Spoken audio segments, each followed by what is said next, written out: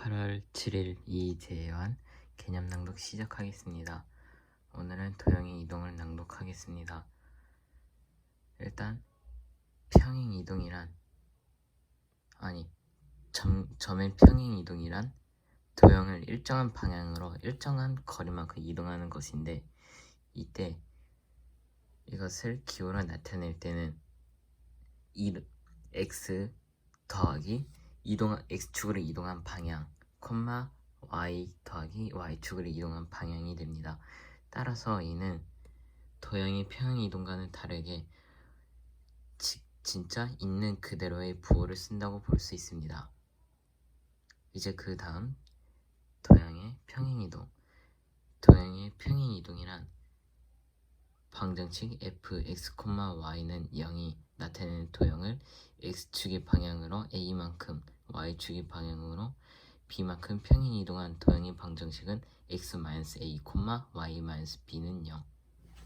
이는 간단하게 설명해보자면 전에 방금 했던 점의 평행 이동과는 다르게 x축의 방향으로 이동한 a만큼을 -a, x-a, 그리고 y축의 방향으로 b만큼 평행 이동한 것을 y-b라고 볼 수 있습니다. 따라서 이는 점의 평행 이동과는 다르게 이동한 방향을 음수를 이용하여 나타낸다고 볼 수 있습니다. 이제 그 다음 점의 대칭 이동. 일단 대칭 이동이란 도형을 주어진 점 또는 직선에 대하여 대칭인 도형으로 옮기는 것을 뜻합니다. 따라서 있는 말 그대로 이동시킨다는 걸 볼 수 있습니다. 물론 정해진 대칭 방향으로요. 자, 이제 점의 대칭 이동이란 점의 대칭 이동의 종류에 대하여 설명하겠습니다. x축에 대한 대칭 이동. 이는 y좌표의 부호가 반대가 됩니다. y축에 대한 대칭 이동. 이는 x좌표의 부호가 반대가 됩니다. 따라서 x축, y축에 대한 대칭 이동은 서로 그 반대 좌표가 부호가 반대가 된다고 볼 수 있습니다. 이제 원점에 대한 대칭 이동. 이는 x좌표, y좌표 부호가 반대가 됩니다. 이는 원점에 대한 대칭 이동은 간단하게 설명하여 모든 부호가 바뀐다, 모든 좌표의 부호가 반대가 된다 라고 볼 수 있습니다. 이제 직선 y는 x에 대한 대칭 이동은 y, x가 됩니다. 이게 무슨 뜻이냐? x좌표와 y좌표를 서로 뒤바꾸어 준다는 뜻입니다. 허나 부호는 바뀌지 않습니다. 이제 그 다음으로 넘어가 도형의 대칭 이동에 대하여 낭독하겠습니다. 도형의 대칭 이동의 종류 중 x축에 대한 대칭 이동. 이것은 전에 했던 것과 마찬가지로 y 대신 -y를 대입하게 됩니다. y축에 대한 대칭 이동. 이는 x 대신 -x를 대입하게 됩니다. 이제 원점에 대한 대칭 이동은 x 대신 -x, y 대신 -y를 대입하게 됩니다.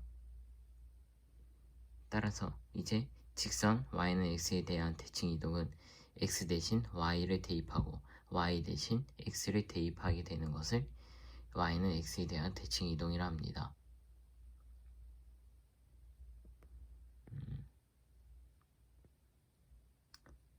따라서 이제 점에 대한 대칭 이동을 낭독하겠습니다.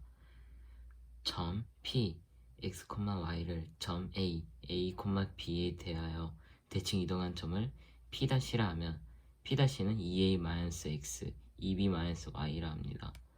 이 뜻은 무엇이냐? 간단하게 설명하자면 점 P를 점 A에 대하여 대칭 이동하면은 점 A에 있는 x좌표를 2배에서 점 P의 x좌표를 뺀다 라고 볼 수 있습니다. 이것을 y좌표에도 적용시켜 점 P'를 구할 수 있습니다. 이제 도형에 대한 대칭 이동을 낭독해 보겠습니다. 이것도 간단합니다. 이것은 방금과 했던 것과 똑같습니다. 허나 f 2a-x, 2b-y는 0. 따라서 점 a 무엇에 대한 것을 a라 하자면 a의 x좌표를 2배하여 점 p를 뺀다고 볼 수 방정식 f의 x축을 뺀다고 볼 수 있습니다. 또 이것을 y축에도 적용시켜 f 무엇은 0이 된다고 볼 수 있습니다. 이제 직선에 대한 대칭 이동을 낭독해 보겠습니다.